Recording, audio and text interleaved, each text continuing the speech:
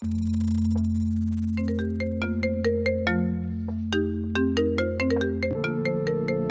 could it be today?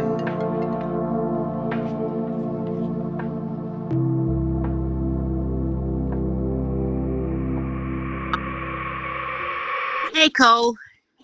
This is your grandma. You're the most unavailable person I know. She's not wrong. Sometimes I isolate myself.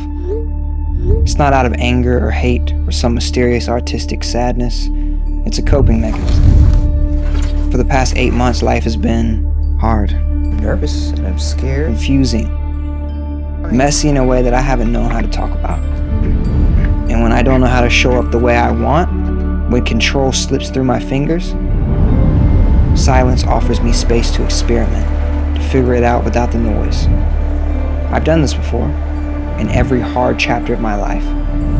It's like the life I've been living has to die so I can evolve into who I believe I'm supposed to be. This evolution requires space.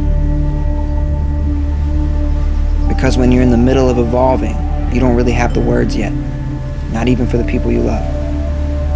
Isolation is a bit like tottering on the edge, watching your life flash before your eyes, searching for purpose in the chaos.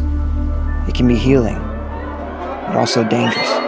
If I'm not careful, the silence turns into anxiety, into depression, to feeling like I'm fading away with no purpose, that everything I've done was for nothing, that maybe life itself was pointless.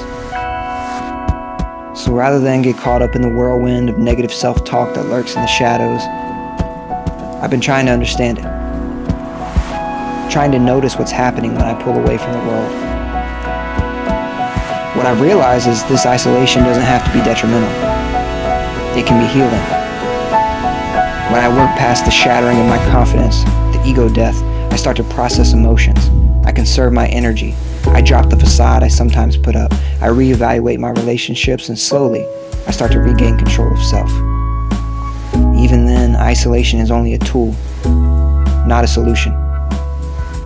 And in my lowest of lows, I'm lucky enough to still have people who can be my rock. People who will be there when I'm ready. People who wait with open arms. And I cherish that. So how do I move forward when I've outgrown who I used to be? Slowly. By creating again without the noise. By reconnecting with people not out of guilt, but from a place of clarity. By admitting what I've been going through. Not to be a burden, but to be real. Because here's the thing. Isolation, when used as a tool, isn't about sinking into the abyss. It's about preparing, getting still enough to hear who you're becoming.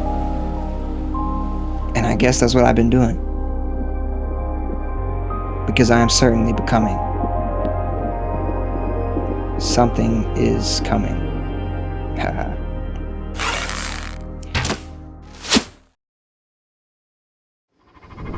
Hi there. Thanks for watching. If you really liked it, maybe you'll like some of these too. While you decide, here's some music. Enjoy!